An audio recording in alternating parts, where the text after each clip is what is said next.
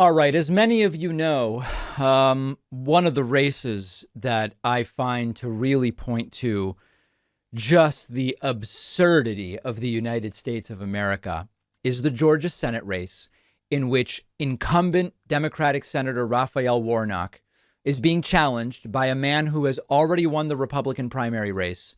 His name is Herschel Walker. He used to be a football player. And one of the reasons that I find this race so disturbing is that Herschel Walker quite literally cannot speak. Walker is incoherent. Herschel Walker cannot explain his views on any political issue. Herschel Walker will not debate Raphael Warnock, but is starting to claim that Warnock is actually the one who won't debate him. It is extraordinarily disturbing because you have a man who quite literally cannot speak. It's impossible to know what he thinks about anything. And he's only down like a point to the incumbent Democratic Senator Raphael Warnock. Take a look at some of these new clips that I have from Herschel Walker at a rally. I guess it's called a rally, although it's not clear whether, I mean, this could be a eulogy or a rally. You can't tell. It's not clear whether this is a happy event or a sad event or what, because it's not clear what he's talking about. Here is Herschel Walker talking about a bull in a field with 6 cows. Tell me if you can understand what he's talking about here. I'll tell you this little story I heard one time. It's about everybody thinking something is better somewhere else. And I remember talking about this bull that was out in the field, and he had 6 cows with him. 3 of them was expecting calves. He had these 6 cows, but what he was worried about, he kept his nose up against the fence, seeing these other 3 cows up on the hillside. Oh, is this like a grass is greener parable? So as he's looking up on the hillside of these other 3 cows, not worried about what he got now, the grass as tall as his knees, all he had to do is eat grass. But he worried about something else. And so one day, he measured that fence up. He measured that fence up and he said, I think I can jump this fence and get over there with those other cows. Now, not worried about what he got, I can jump it, I'm gonna get over there. So as he got back one afternoon, he took off running, and he dove, and as he made it over the fence, his belly got all cut up and stuff. He rolled up, and he got up, and he knew he would have made it on the other side. He was so excited about it.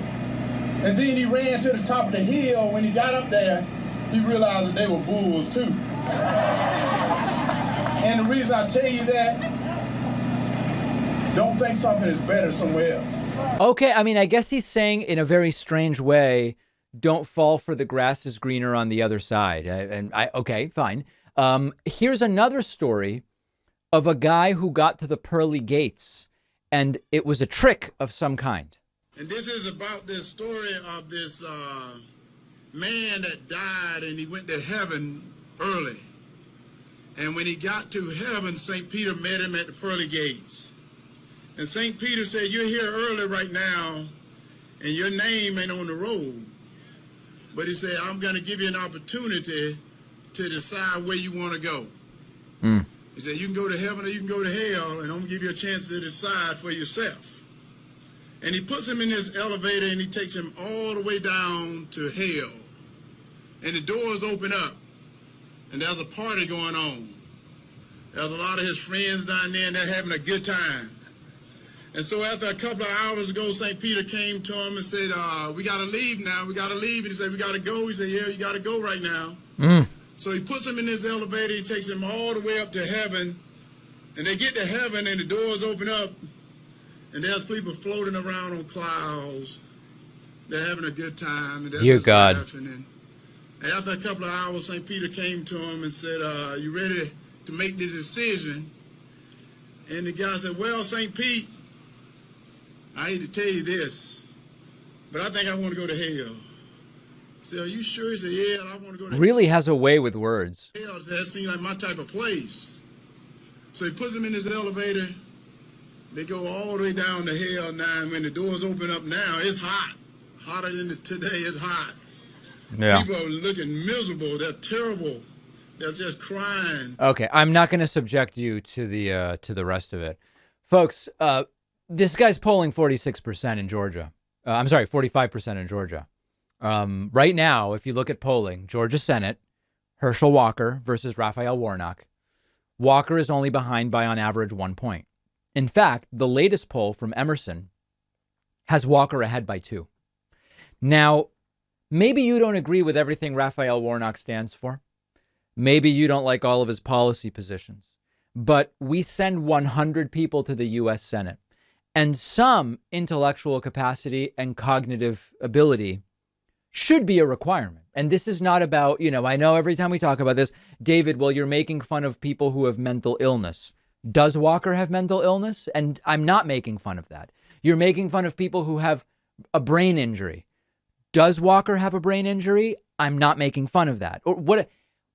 This is a position that has certain intellectual requirements, or at least it should. So it's, even if those things were true about Herschel Walker, it would still not be a reason to make him a United States senator. Here's one bonus. Here's Walker, I guess, outlining his educational plan. In our schools, you've seen it. Our kids are behind because they want to be woke. They want to be woke. What about teaching them how to write? What about teaching them how to read? What about teaching them how to spell? Yeah. But right now, we've elected people to Washington that want to profit off the backs or the misery they're giving to us. Yeah. Woke profits are the reason, I guess, school is bad at this point in time. So I know people have been emailing me and saying, David, I've seen a lot of morons be elected to public office. I was around for the Bush era and then Trump and all. But there's something about if Walker wins that they will be completely despondent. And I have to tell you that I get it. I really do. So I was briefly on a reality show called The Dish, and this is really pretty funny. This is a show where Mama June Shannon is on the Treasure Coast of Florida. She's trying to help my friend, TV star Adam Barta, seize the opportunity of a lifetime. There are frenemies, there's drama, there's all sorts of stuff going on. For our Howard Stern fans, Tan Mom is a part of it. It's just completely crazy. And I appear on the show, and The Dish is our sponsor today. And it's all just delightfully ridiculous. And I would love for you to check out the show. It's only $2.99 for a 24-minute episode, and you can watch it on Apple TV. You simply go to davidpakman.com/dish.